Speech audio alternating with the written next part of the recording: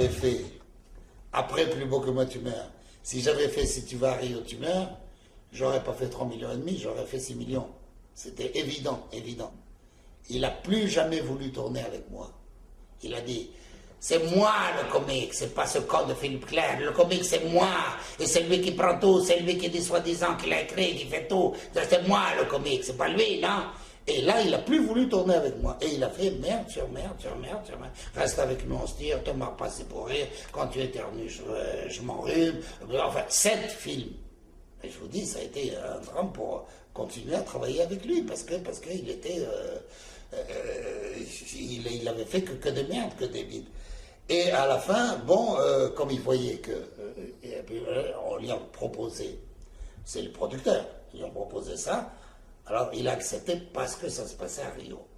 Et parce que il voyait qu'il commençait à... il n'avait plus de proposition.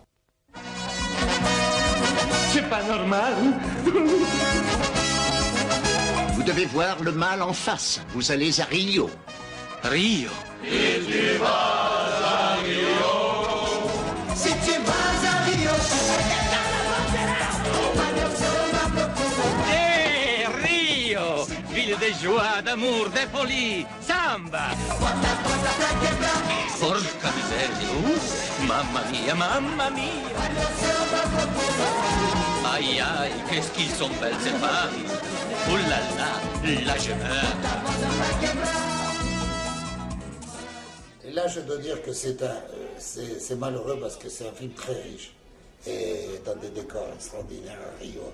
Il y a le carnaval de Rio avec le truc. C'est terrible de sentir des mecs comme Pierre-Ange Le Pogam, qui était chez Gaumont, qui était associé avec Luc Besson, et qui a maintenant monté sa maison.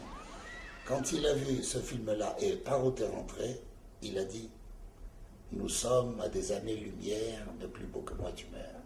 Donc là, il reconnaissait que j'étais un grand metteur en scène et qu'on était à des années-lumière de Plus beau que moi tu meurs. Et maintenant qu'ils ont leur raison de production et tout, je suis un vieux con, quoi. C'est terrible, c'est terrible.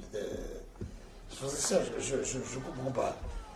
Si j'étais, moi je suis conscient, si je suis, d'abord vous voyez la vitalité que j'ai, bon, si j'étais conscient, et si je vous parlais comme ça, je comprendrais, bon, c'est pas le cas, vous voyez bien, bon, donc de toute façon, et j'ai encore la pêche, et je sais que je peux encore faire 10 films sans problème, sans problème. Il y a des réalisateurs qui ont tourné, comment il s'appelle, il a tourné à 92 ans, il a tourné Christian Jacques. 92 ans. Alors bon, il n'y a pas de... Tant qu'on a la force et l'envie, c'est ça. Et quand je sais les gars que j'écris, j'en invente plus. Parce que je me dis, à quoi ça sert maintenant, c'est plus la peine. Mais avant, j'avais un petit carnet, j'avais toujours un petit carnet sur moi. Et à chaque fois que je voyais un truc, hop, je trouvais un gag, je notais le gag. Et quand je faisais un film, je descendais tous mes gags, je regardais, je disais, oh là, alors celui-là, oh, il va très bien là. Là, il va très bien, celui-là, j'avais déjà mon fil. Mais je trouvais un fil conducteur qui, dès le départ, on attendait quelque chose. Et on suivait quelque chose. Voilà.